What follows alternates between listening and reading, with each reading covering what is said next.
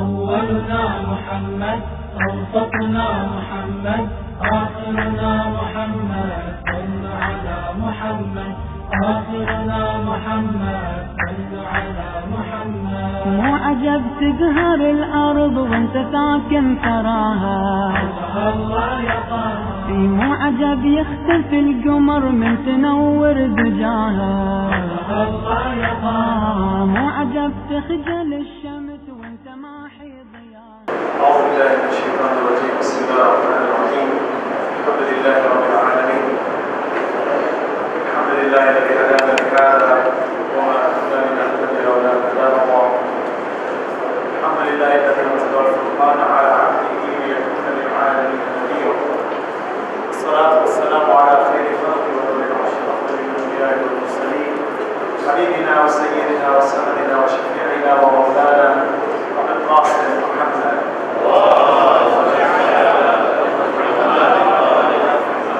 وعلى آله الطيبين الطاهرين المعصومين المظلومين. Beginning of Allah's name, the benefits of the merciful. Allah subhanahu wa ta'ala deserves all praise to us in the Quran and Surah Al-Hujurat. يا أيها الناس إنا خلقناكم من ذكر وأنثى وجعلناكم شعوبا وقبائل لتعارفوا إن أكرمكم عند الله أتقاكم. صدق الله العظيم. صلى الله على محمد وعلى آله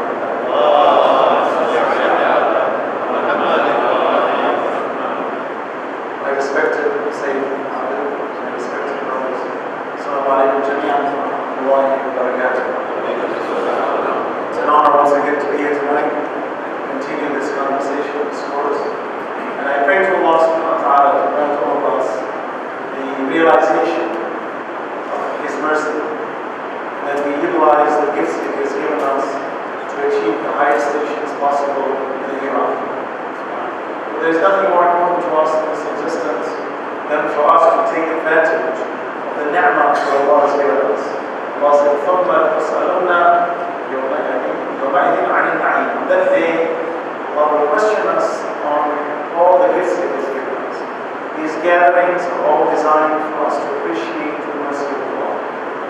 Tonight's subject is with regards to, does Allah want us to promote a monolithic society, or is it a diverse society?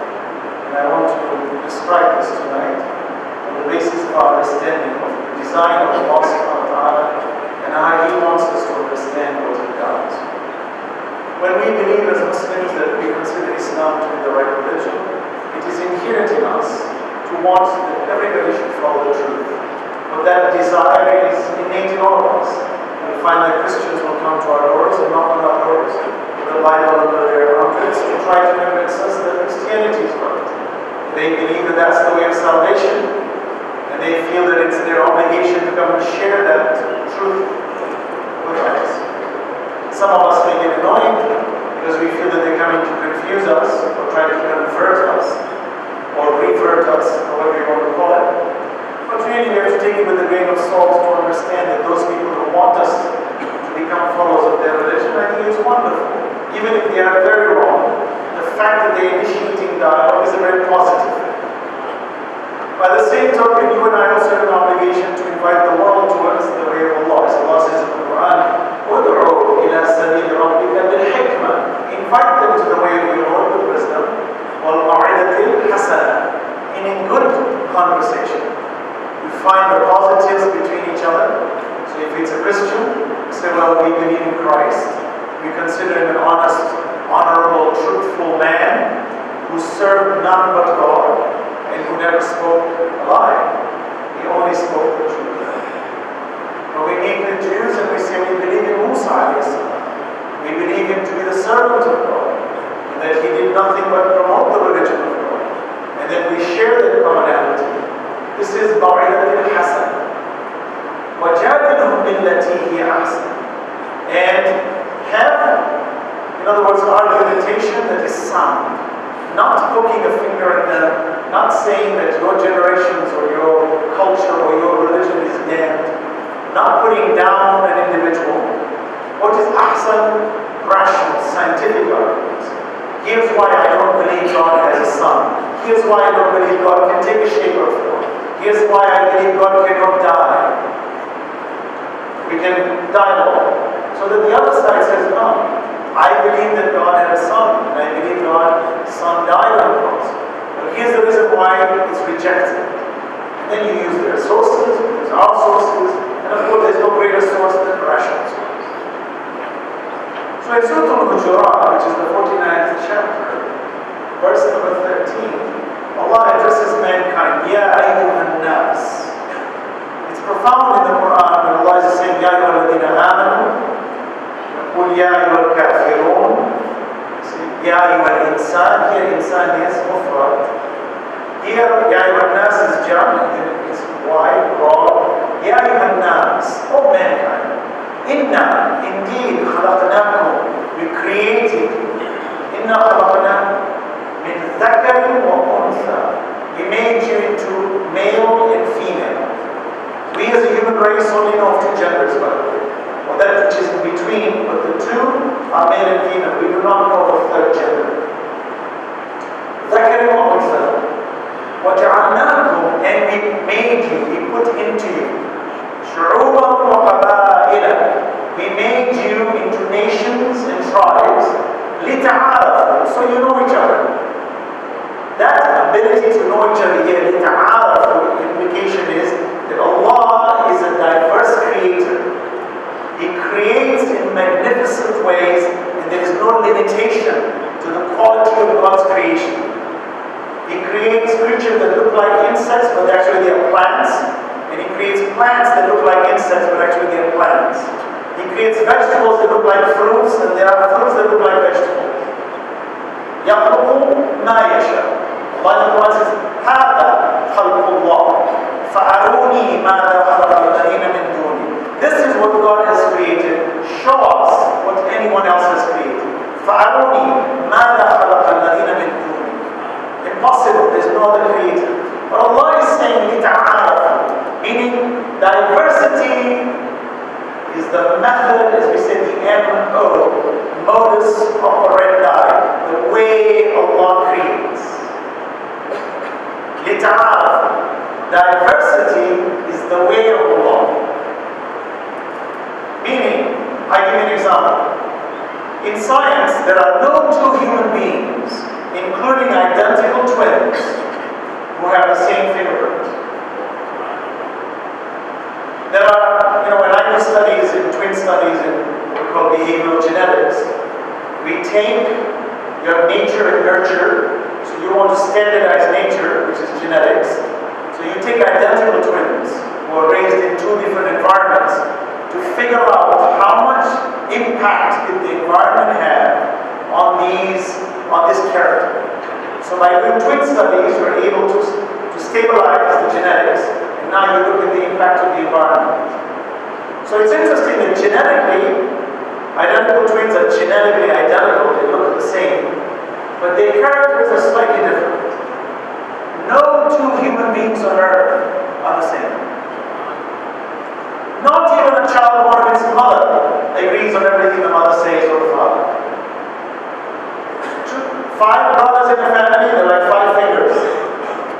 One is more outgoing, one is more introverted, one is more intelligent, the other one is more bookish. You notice there's a variety. I remember just as a quick footnote, I met a father who has 2 sons. One is a reciter, very outgoing. The other is more quiet. He doesn't like it. He's got a beautiful voice. The second one has got a beautiful voice, but he's not so outwardly. So the father comes to me and says, I'm a bit disappointed in my second son. I said, why? So I like him to be like my first one. I said, why? Well, because my first one is exciting, he's famous. I said, do you think that's the whole, what we call the template of God? Everybody has to do your first son? Maybe your second son has a special gift, and you should nurture that gift and not force the circle to become a square. Why don't you nurture the circle as a circle, the square as a square? Why force everybody to be like one? I see many children sometimes living under the shadow of their brothers and sisters, and parents are demanding that the younger one or the older one follow the other one. No, we should never do that. It's not good for psychology. We should actually bring unity at another level. This is the conversation we're going to talk about. Where is the monolithic nature of Islam and where is the diversity of Islam? These two factors have to be clearly understood, otherwise we will be causing havoc in society.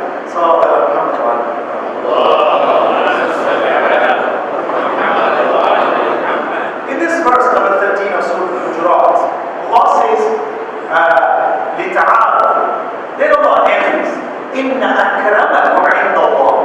Indeed, the most honorable to Allah is one who is pious, one who is good conscience. Who is a pious person?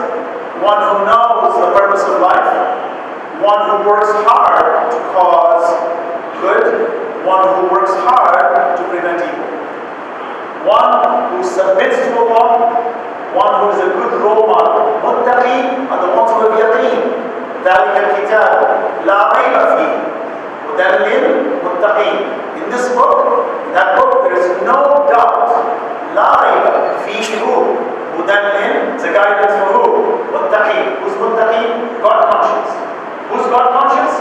They see everything as a whole. It's very difficult. Imam Ali states in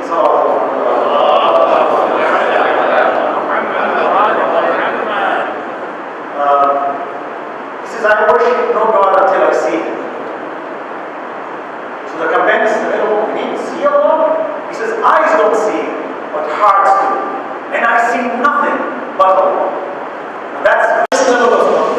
You see human being, I meet this brother, we shake hands. I see the machinery, the will of Allah in him. For he has come, shook my hand. I said that would not be possible if Allah did not allow it. And the rahmah of creating another human being from a social perspective, and I'm a gregarious social person, and my social nature gets fulfilled when there's somebody else who talks to me. Allah says, look how merciful I am. I made creations like you, so you work together. And He brings harmony. So when you go and buy food and you put food in your mouth and you taste the sweetness and the sourness and the tanginess, you say, فَتَبَارَكَ اللَّهُ أَحْسَنَ الْخَالِقِينَ. For He put this tongue to receive this taste. And He made that food out there for me to collect. And He allowed me to cook it and put it and to feed me and to give me energy and to sustain me. All in a beautiful cycle. Now if you really imagine this properly, deep in its roots, you will see nothing.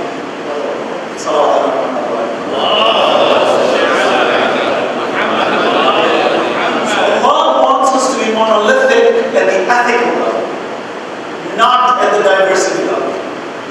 I cannot say that white people are better than black people, or black people are better than white people, or brown people are superior. This is the jahiliyyah of Iblis. He was stupid that when Allah created Adam out of mud, Iblis says, I am better because I'm made of fire and he's made of clay. It's a dumb argument. It's like saying wood is better than plastic. Rubber is better than metal. It's a dumb argument. Dumb. They're all good. They all function differently. To say the lightest skin is superior to the darkest skin. And unfortunately, many of us have fallen prey to this what we call colonial mentality. At the root, it's satanic. It is exactly what Iblis said, that I am superior, and those who are supremacists today, who consider their skin level, or their country, or their nationality to be superior to others, is no different than Iblis. And we call that in modern terms bigotry. And bigotry is haram in Islam. Holy Prophet ﷺ stated that if you have an iota of arrogance in you, paradise is forbidden for you. Because arrogance is the ugliest thing, because it is the highest form of shirk. And in the shirk, لَظُلْمٌ عَظِيمٌ. Salawat ala Muhammad wa ala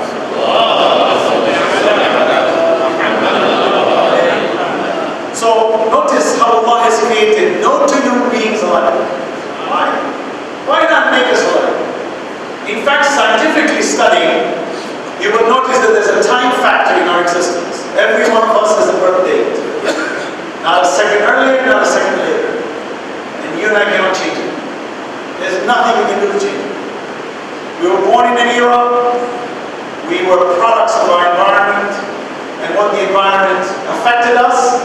So we are the effects of the causes of environment, and we are causing effects in our environment. change societies. We make decisions. We invest. We hold back. We say things. We don't say things. We're affected. Every one of us here is unique. I was born in Zanzibar, came here as a child, spent a few years right here in Dar es Salaam, then left for America. There's no person on earth that occupied that space at that time in the history of the human race but me. That's like you. Wherever you were born, wherever you were raised, the family that you were raised, you are so individually unique. It's impossible to clone you. Researchers try to say, can we clone an Einstein? Or can we clone an Ibn Sina? You cannot. You can take their genetics and copy them to look like them, but they're completely different people. Because the environmental factors, the impact they have in the social arena, defines who they are. So Allah has made every one of us unique. And it is impossible to replicate one. Impossible. So then notice how many times we try to create a monolithic society. We want you to think like ourselves, walk like ourselves, be like ourselves, when in fact that is precisely against the will of Allah. So then what do we do with diversity? The basic principle in English is to say, you must agree to disagree agreeably. That is the way. Meaning, when Allah said, "La ikraha fid din," there is no compulsion in religion. Every human being has a perspective towards Allah. What you have to come together when Allah says, "Wa'tasimu bihablillahi jami'an wa la tafarraqu." Hold on to the rope of Allah. Here it doesn't mean if your darker skin become lighter, if your lighter skin become darker, if you're short become taller. No. Hablillahi jami'an is the way of Allah in morality, in submission. It doesn't matter if you're four-legged or two-legged. Everything Allah says, يُسَبِّحُ لِلَّهِ مَا فِي السَّمَاوَاتِ وَمَا فِي الْأَرْضِ مَلِكِ الْقُدُّوسِ الْعَزِيزِ الْحَكِيمِ. Everything that's the tasbih of Allah subhanahu wa ta'ala. It doesn't matter what creation you and I are. We could be biped, we could be quadruped. It's irrelevant. The relevance is when these creatures of Allah submit to Allah, do they all submit in the same principle of submission? For that is the unity monolithic society. So when we meet Christians and Jews, it is not to say to them that your religion is wrong, you're going to hell. No. It is to say, come, let us come to an equitable truth, the one that the universal system admits. This is the beauty of science. Why I like science is that it has that protocol. The protocol of universality, where it doesn't matter what religion you belong to, there are no emotional connections to that. It's pure empiricism. The irony of life is that when we hold on to faith, we become very sensitive. We become very intolerant. So when an atheist says there is no God, we become annoyed. How could you say that? Now sometimes we say, well, we have to have this emotion. Because if we don't, then we will be reckless. It's like somebody drinking alcohol. You should feel bad when he's drinking alcohol. Don't say it's okay he's drinking alcohol. No, because then tomorrow maybe you will drink it. God forbid.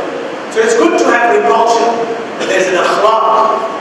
When someone says there is no God, you're already intrigued. Oh, really? Why did you say that? Well, I don't believe there's a God. Well, let's talk about it. See the way the Prophet sallallahu alaihi wasallam addressed it?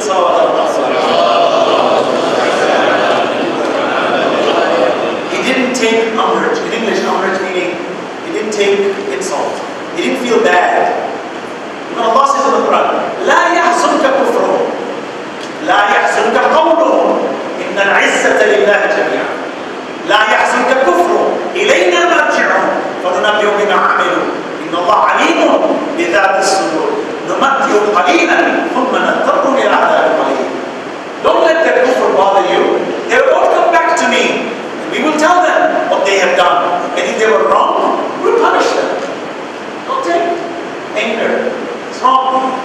So a man who's an atheist comes to Rasulullah sallallahu alaihi wasallam, says to him, I don't believe in God. So the messenger says, why? Why don't you believe in God? Beautiful question. Somebody comes to say, I don't believe in God. Oh, astaghfirullah. Then you tell them, you don't believe in God? kafir. Don't do that. So you don't believe in God, come, let's sit down. How about a coffee? Sit down, let's have some tea. Let's talk. Tell me why. So the Prophet says, why? He says, I didn't see God create. Good question. And many of us would be stumped like, oh yeah, he's got a good point there. So the Prophet said, okay, it's true, you didn't see Allah create. Then who created? So the atheist says, I don't know. He says, well, if you don't know, then how do you know God did create it?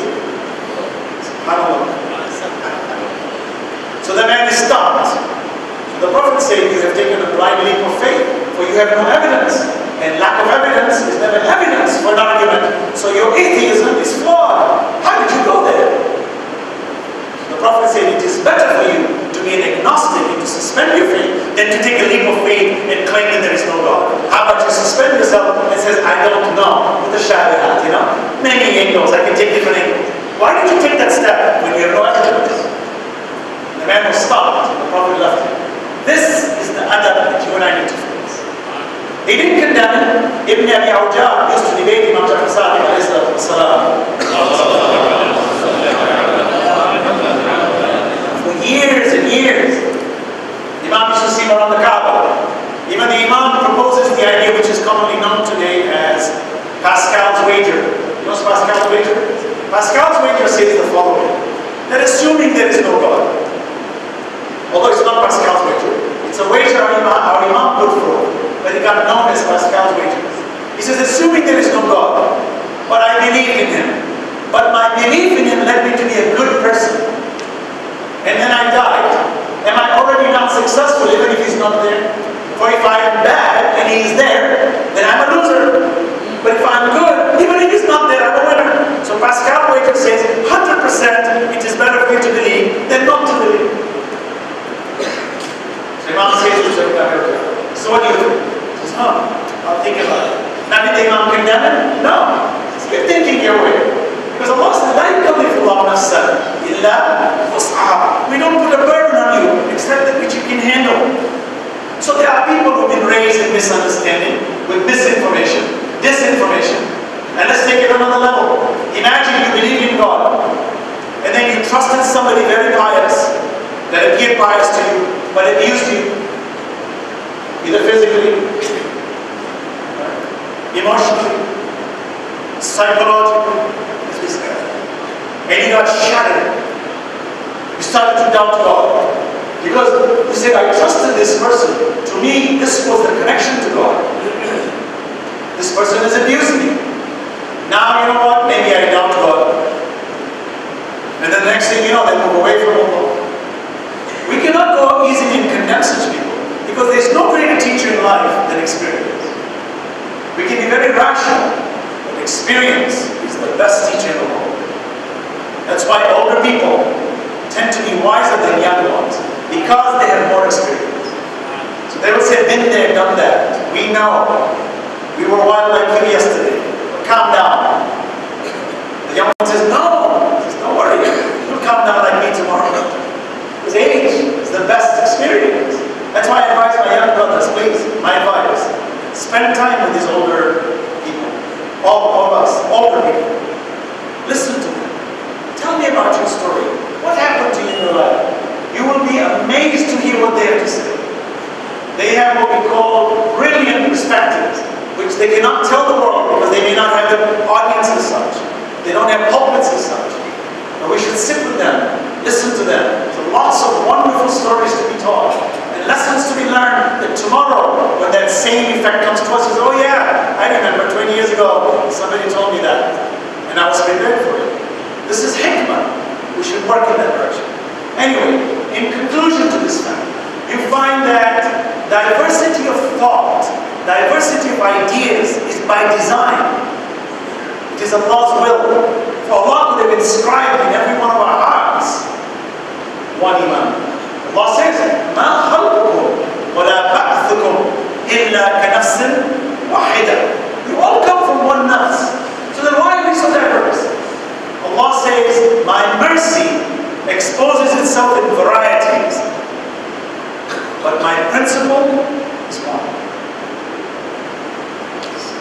فَأَقِمْ وَجْهَكَ لِلدِّينِ حَنِيفًا فِطْرَةَ اللَّهِ الَّتِي فَطَرَ النَّاسَ عَلَيْهَا. One system. So monolithic in honesty, in truthfulness, in submission, see, in becoming humble. So Allah says, "Qad aflaha al-mu'minun alladhina hum fi salatihim khashi'un." See, walladhina hum, for example, right? عَنِ اللَّغْوِ مُعْرِضُونَ. They keep away from vain talk. Who are the successful ones? Allah says, قَدْ أَفْلَحَ الْمُؤْمِنُونَ. Who are the mu'minun? Could be black, could be white, could be tall, could be short, could be brown, yellow, doesn't matter. Mu'minun is universal. But notice the monolithic nature of the Quran is that they are all doing the right actions together. See? قَدْ أَفْلَحَ الْمُؤْمِنُونَ الَّذِينَ هُمْ فِي صَلَاتِهِمْ خَاشِعُونَ. They come in prayer. And salatihim on a broader scale is everything they do. They're constantly in a state of khushu'. Khushu' is what? Humbleness with recognition of Allah. Who are they? وَالَّذِينَ عَنِ اللَّغْوِ مُعْرِضُونَ.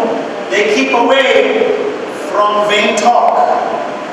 وَالَّذِينَ هُمْ لِلزَّكَاةِ فَاعِلُونَ. They give what they call zakat. They give, meaning they purify themselves. They're constantly giving. وَمِمَّا رَزَقْنَاهُمْ يُنْفِقُونَ. They give what Allah gives them. They are generous. لِلزَّكَاةِ فَاعِلُونَ. See? So Allah explains who are the believers. They have such qualities.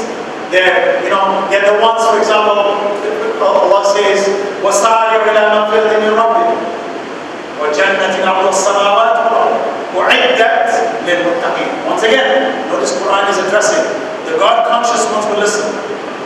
Hasten, Allah says, hasten. Don't waste time to seek protection and forgiveness. سَارِعُوا إِلَى مَغْفِرَةٍ مِنْ رَبِّكُمْ. Where a paradise awaits you greater than the earth and sky put together. Greater. Who are they? الَّذِينَ يُنْفِقُونَ فِي السَّرَّاءِ وَالضَّرَّاءِ. They give charity in good times and in bad times. وَالْكَاظِمِينَ الْغَيْظَ. They hold back their anger. وَالْعَافِينَ عَنِ النَّاسِ. They forgive mankind. وَيُحِبُّ الْمُحْسِنِينَ. God loves the good doers. Notice, muhsineen is monolithic. So I can have cultures, religions, many people, and I can say, you're all muhsineen. On what grounds?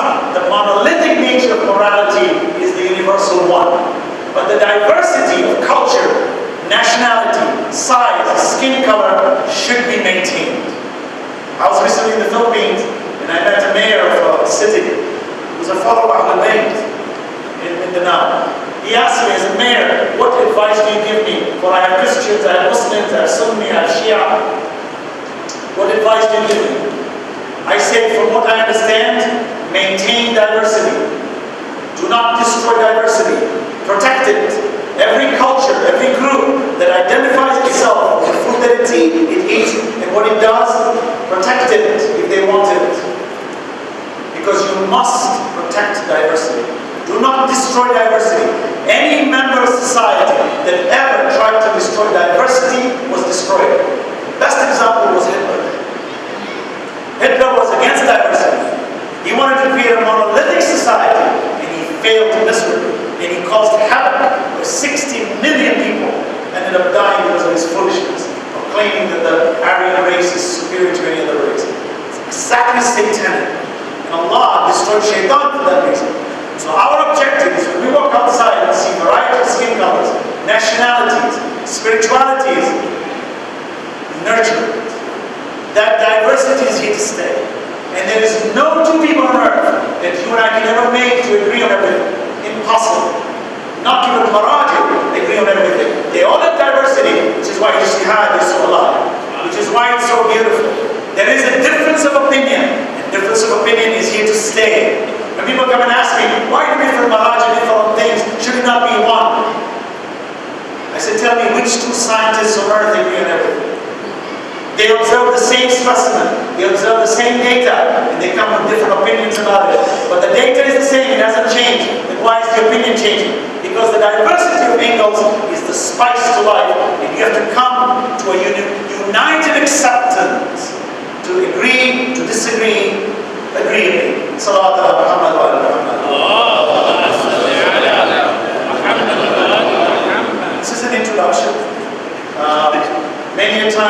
my advice to us all, while we like to maintain our unity within our community and our identity, please understand that the real value of an identity is when we understand the opposite identity.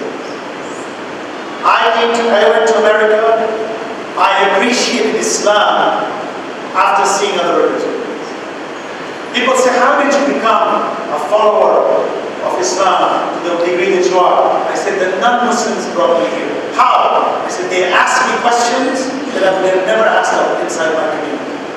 They posed questions to me, which I was in a quandary. I didn't know how to reply, for I took it for granted because it was given to me on a platter. We had to build schools, we had to build communities, we had to build societies, we had to define ourselves. In my university, Christians would challenge me, who are you? Why are you Muslim? The definition of Islam, is it equivalent to terrorism? Is it equivalent to this? Did it come from this?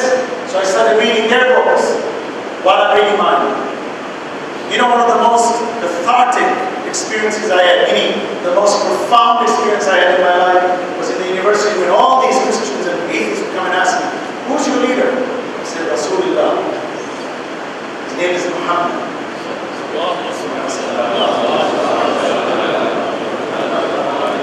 And I remember, they said, oh, yeah, we've heard of it. Then they started cooking stories about it, you know. Unfortunately, even within Islam, there are people who throw all kinds of false innuendos against the Prophet sallallahu alaihi wasallam.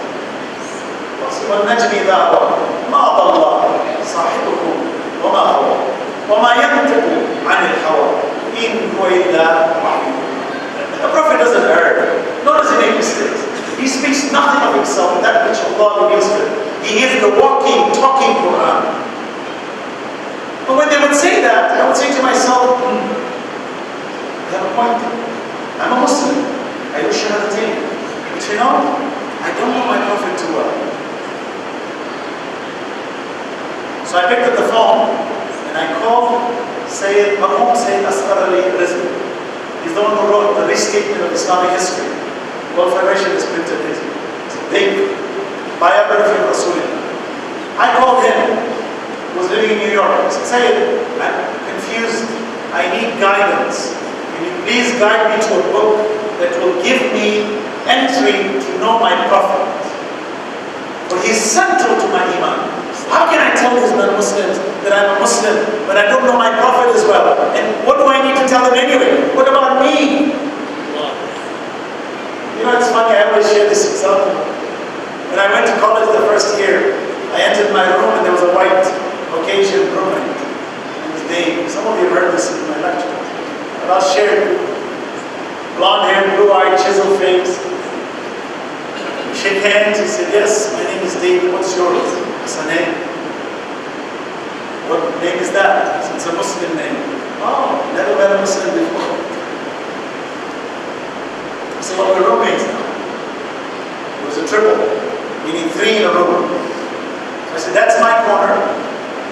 You guys can do what you want. Prayer time, won't you be quiet or leave this room? This is my time to pray. Pray, pray. Wow. SubhanAllah. I said, yeah. I don't want noise, I want respect. He said, can I watch you pray? I said, sure. So the first time I opened up the salah, he's sitting in my peripheral vision. And I made sure my takbir was perfect. The irony of life was, why does my takbir need to be perfect when this stranger is watching me? Every day I've been doing this to God, but I never paid attention to him. SubhanAllah. It takes that kind of an experience to realize, SubhanAllah, what a gift you have. And he sat there and watched me. And I didn't pay attention after this. I said, Ya Allah, you're my vision. But I'm curious to know, you know, at the end of the day, we are teenagers. We're curious to know, what do you think of me? We want acceptance. But I did not tell him, what did you think of my prayer? I did not tell him. Because it would be very presumptuous of me, like, hey, what do you think? Would you like my prayer? Who are you? You don't feed me, you don't clothe me. You know, you're a brother in humanity. But... So anyway, I rolled up the masala. He just looked at me and says, interesting. Nothing happened. Went to sleep at night. The next day I went to class. I I came back, I was very tired, first day of class, I had my books, put it on the table, and I went to bed and I slept. It was around 1 o'clock in the afternoon. And while I'm sleeping, facing the ceiling, I felt a face breathing in front of my face. And he's tapping me. Hassanain. There he is, staring at me. Wake up. So I opened my eyes, I see his face looking at me. I said, yes. He says, wake up, it's prayer time, you need to go pray. I woke up, did my wudu, and prayed, and then I realized, La hawla wa la quwwata illa billah. SubhanAllah, this new friend that I just met woke me up for salah. That's unbelievable. So I asked him, I said, why did you wake me up for prayer? He said, yesterday when you prayed, I felt very good. I felt a calmness. I felt tranquility. I don't know what it was, but I've never seen it. So I looked at him and said, Dave, if you felt so good watching me pray, imagine how you would feel if you prayed. He says, I'll think about it. We spent many years together. He and I used to go discuss with atheists. He was a Christian. He became muwahid. He gave up Christ as Son of God. But the point I'm trying to say is, living in the West, when you don't have this structure, where you have to build it, and you have to define yourself, it's so beautiful because then you get to know the other side, and now you look inside your deen and say, wow, oh my God, even they know what a gem we have. But sadly, when we're fish swimming in water, and we have no idea water exists, the only time you know its value is when you pull out of water. So that diversity requires a little reflection, meditation. But we're very diverse in Dar es Salaam. You walk around the streets, there are Christians, there are all kinds of religions, Jews, people of other schools around us, right here. You hear the different adhan. Let's talk about them, study them, understand them. You and I are truly, believe me, I say this with all due respect. In all my years of studies, and I took comparative religions to understand the depth of Islam, the depth of the school of Ahlul Bayt. And I stand here not because I was born in the school of Ahlul Bayt. I stand here because I have never found anything superior to this school of thought. Salawat ala Muhammad.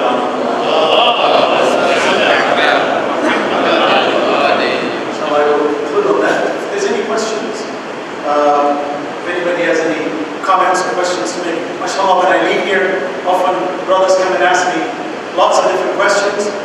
I wish we could sort of bring them into this forum so that when it's asked, everybody benefits from those kinds of questions. I will discuss, by the way, just FYI, a lot of people are asking me about losing faith in Allah because they've prayed for business, for their lives, for their health, and sometimes they feel Allah is not answering them, and as a result they feel that Allah is really not there, or, and so on and so on. We need to talk about that. When you understand how Allah works, you will be incredibly pleased. القرآن says, عسى أن تكرهوا شيئا وهو خير لكم وعسى أن تحبوا شيئا وهو شر لكم. Meaning that which you don't like, it happens, could be good for you. That which you like, could be bad for you. So we're going to talk about that whole event issue, because I think it's very important. Because sometimes it's not necessarily believing God as a true atheist. It's just losing faith in God because you feel that maybe Allah doesn't love me. And sometimes we go that far to say, 5 years ago I remember I made something haram. So probably God is cursing me for that. Don't think that way, please. Allah is not vindictive. Allah does not hold you with this kind of liability where we feel like we're dead and doomed because of one sin. No. Allah says, إِنَّ الْحَسَنَاتِ يُذْهِبْنَ السَّيِّئَاتِ. When you do good, we wipe off your sins. Just work hard to do good. Don't hold yourself back. Oh, that sin I did, I'm doomed forever. That's what Shaitan says, yeah, you and me, we're the same. So any questions, any comments, please? I know sometimes our communities are a bit more reserved in asking questions. Get used to it, please. There's nothing more beautiful than engaging. And by the way, my apologies. Some people have come and told me, brother, your English sometimes is too hard, we don't understand. Famiki or Musemanini. My apologies. Sometimes it's hard to work with them. Yes, ma'am. As a youth, how how how can I strengthen my will to God, my will to do things for God? How can I do that when I have so many distractions going on? Very good, bro. Mandy is asking a very good question. He says, as a youth, how do I strengthen my faith, knowing that the world is full of distractions? Okay? How do I strengthen it? Half the equation is already in your sentence. Strengthen my faith, and you recognize the lack thereof is distraction. You just now need to study what are the causes of strength and what are the causes of distraction.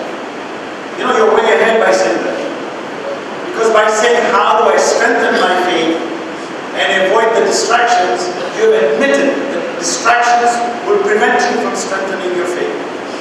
So now you will experience in your life the kind of questions to ask. Is material, is wealth a distraction? Some will tell you yes. Oh, so money is bad. Yes. Very dangerous. Oh, okay, so I need to be poor. How about a nice house? It's a distraction. Oh, okay, so I need to live in a hut. Then you're homeless. Your clothes, we tend to exaggerate. All entities, including salah, could be a distraction. Salah? Yes. The Prophet enters the mosque and sees a man constantly praying. Comes in, comes out, guys praying. So the Prophet comes to him and says, MashaAllah, you pray so much. He said, yeah, I love to pray. He says, who takes care of your family? He says, my brother. The Prophet said, go home, your brother is better in the eyes of Allah than you. But I said, yeah, it's a distraction now. Shaitan has got you. Everything بالقسط وأقيموا الوزن بالقسط ولا تخسروا الميزان. Maintain the balance. Salah has a time, pleasure has a time, sleep has a time, eat has a time, work has a time. If you don't balance it, then you are distracted. So your experience as a young teenager is for you to ask, what balance do I need to have in my pursuit for wealth, in my pursuit for knowledge, in my pursuit for religion, in my pursuit for uprightness? What are my limitations? When you learn the boundaries, you will notice that you will become a very balanced individual. So eventually when people ask you, what is Islam? Say, Islam to me, the first word that comes into my mind is balance. Ummatan wasat. No extremes. Everything is balanced. You don't condemn any, you do not condemn, you just avoid them. Balance. So as a teenager, like for example, our teenagers are hooked on these. Now they're extreme, they're constant, they're addicted. Now you're in balance. Research shows that if you spend more than 2 hours a day on this, you will lead to depression. Research, scientific research, spending more than 2 hours a day on your phone, even for adults, leads to depression. So minimize it. And Apple is smart. They've designed a software now, an app, that actually immediately tells you the percentage of usage for the day. Set that as your goal and say, I'm not going to go more than 2 hours a day. Because it will tip your balance to depression. You find even if you're an actor, actress, you're wealthy, people are addicted to likes. I've got 1 million followers, I need 1.1 million followers. There's no happiness because the takathur is setting. Greed, I need more, I need more, I need more. But you're already famous, yeah, but if 10,000 people like me, then maybe I'm better. What a silly idea. You're a slave of the people. Because in a heartbeat, they can unfriend you. Then you go into depression and kill yourself and become suicidal. That's not right. Why not hold on to Allah subhanahu wa ta'ala and just concern yourself about what does he think? Who cares about anybody else? Everybody else is a rahmah. But on Judgment Day, Allah is not going to ask anybody, what do you think of this guy? يوم لا ينفع مال ولا بنون إلا من أتى الله بقلب سليم. Come with your heart secure. How? Say, Ya Allah, I submit to you. And I balance myself. So as a teenager, know your boundaries. And never be dissatisfied with the mercy of Allah. And my advice to teenagers, you are the gift of our future. You are the next generation that will hold the mantle in society. If I was the devil, you know how I'd destroy you? I'd make you feel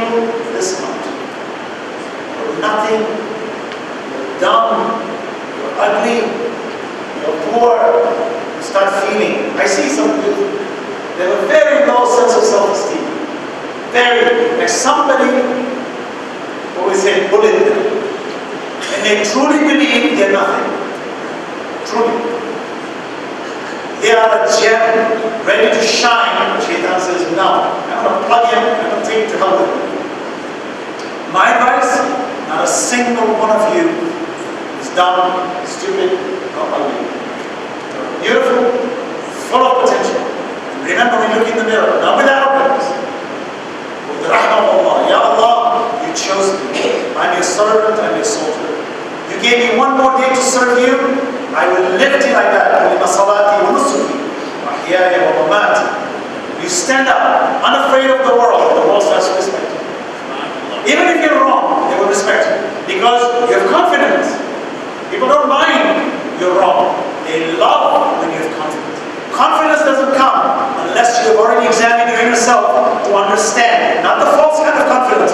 Not the arrogant one like Donald Trump who thinks he's smart. He's not smart. He's slick. It's like Muawiyah. Mendacious liar, as we call it. I said, oh, but you're an American citizen. He said, yeah, it's okay. Everybody's told him. Not that. You know why I'm worried about that? I'd hate for my young generation to say, oh, I can become the president of the most powerful country in the world and be what we call a pathological liar. Wrong. That's not how you read. Ali used to say to Muawiyah, you think you're smart? You're slick. You're a cheater. You're a liar.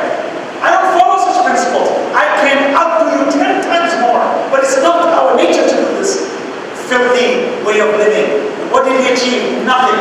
He hoped his son would become the Khalifa. Within a short time he was killed and his generation lost the Khilafah. His family had no Khilafah. Marwan bin Hakam took over.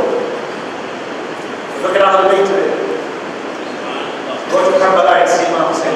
30 million people just piling up. Bombs are blowing, they don't care. See, the world doesn't know. Go to Mashhad. Try to touch the body of Imam Allah. Try it. Stand there 24 hours a day. Good luck. Somebody, the world is watching. What is it about this sarcophagus, this body that is so attractive that the world keeps coming in and they want to touch it? There's a big difference. Man kana mu'mina, man kana fasiqan. La yastawi. Teach the children that. You're something. You're somebody. And I tell you, nobody has greater role models than us. When I think of Imam Ali alayhi salam, when Amr bin Abd was outside poking the sword to the tents of the believers in Khandaq, the Prophet is looking at the companions and said, who will go fight Kufr? And everybody's like this. No, he'll kill me. The Imam stands up and says, he wasn't a tall man, you know that. Imam Ali alayhi salam was medium height. He was not tall, but intrepid, unafraid. He's my neighbor. We talk. 14 centuries later, if I cannot use that energy, then why did he come? Allah says, you have them. You have Imam Hussein, you have Imam Hassan, you have Imam Jafar Sadiq, you know, all the 12 Imams. You have the prophets, 124,000 of them. What better leaders can you find on earth? And you find yourself as nothing? How? You're chosen. What's the Bible? Stand up and don't be afraid of anybody. Imam stands up. You know, when Amr looks at him, Imam was completely covered in armor. He says, who are you? He opens up and says, I'm the son of Abu Talib. So I knew your father. Imam says, I give you 3 options. 3 options. You know, Amr was studded in emeralds. His armor had emeralds. You know why? He's taunting the enemy. You can't touch him. Because if you kill me, you take my emerald. He was that powerful. He was a giant. Imam says, I give you 3 options. Leave me, become a Muslim, or I kill you. Amr starts to laugh. You're going to kill me? Oh, yeah. Imam looks at him again. He says, I repeat. Leave me, don't fight me. Become Muslim, submit, or I kill you. And Amr became enraged. is not a story for you and I just to feel good. It's a story to be within our fitra, within our nafs. You understand? Teenagers, adults, please. This is not something, Imam is up there, and we're down here. No! It's what Shaitan wants us to do. No! The Prophet said, we're like Safina to Nuh. Join us. Stay right behind us. Don't stay far behind. And as Amr strikes him, Imam cuts his legs. Now he's gone. That's the wisdom. The hikmah. You go to universities, you stand in front of the enemies and the friends and the middle ones who don't know. And you smile with confidence. And the world starts to say, wow, you know something I don't know. I said, that's right. It's time you knew. One quick story and I end, inshallah. I met a brother named Single, very successful. One of our brothers in our community. Very wealthy. Very wealthy. Worth hundreds of millions of dollars. I sat with him. He met me. So I looked at him and I said, MashaAllah, you've invented a lot of inventions in a lot of wealth. How did you do it? He said, I was an orphan in Pakistan. Somebody sponsored me. But I believed in myself.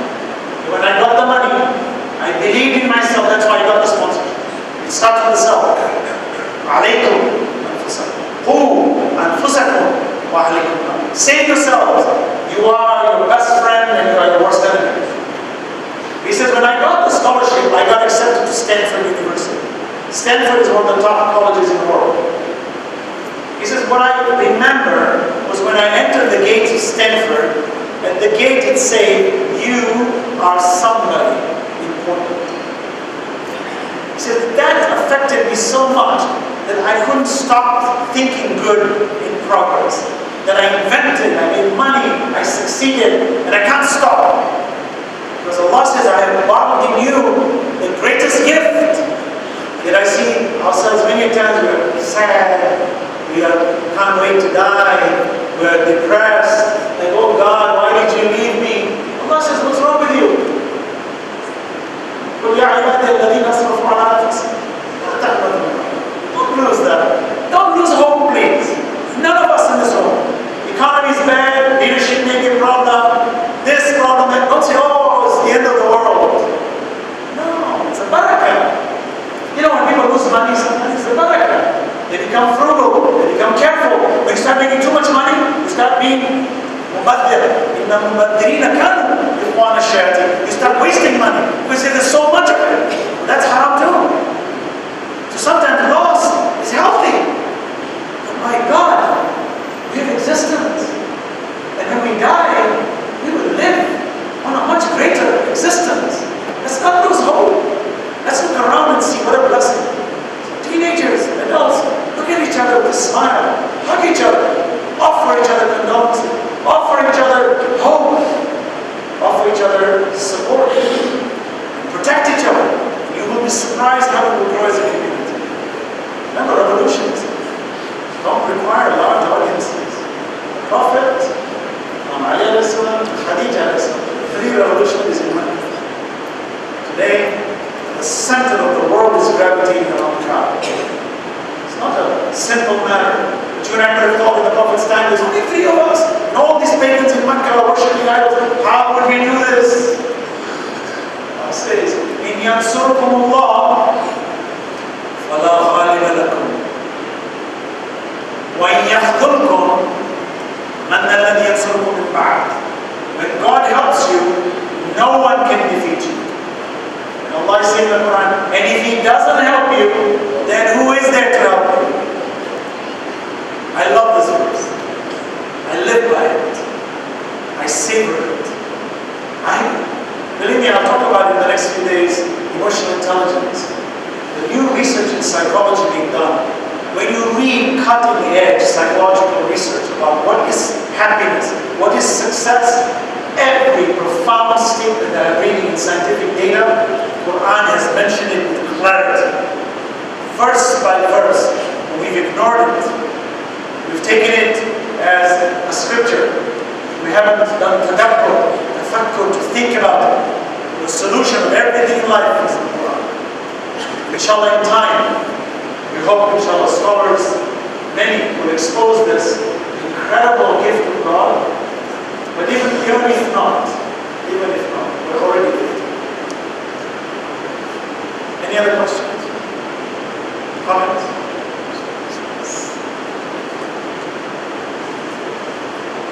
Andy, see you've got good questions.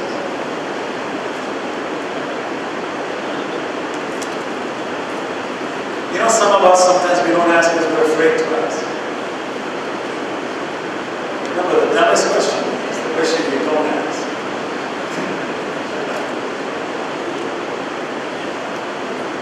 We have a few minutes.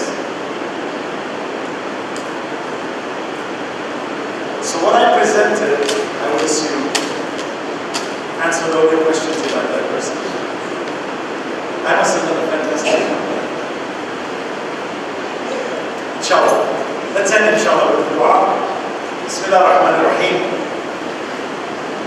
Allahumma inna narghabu ilayka fi dawlatin karima. تعز بها الإسلام وأهله وتذل بها النفاق وأهله وتجعلنا فيها من الدعاة إلى طاعتك والقادة إلى السبيل وترزق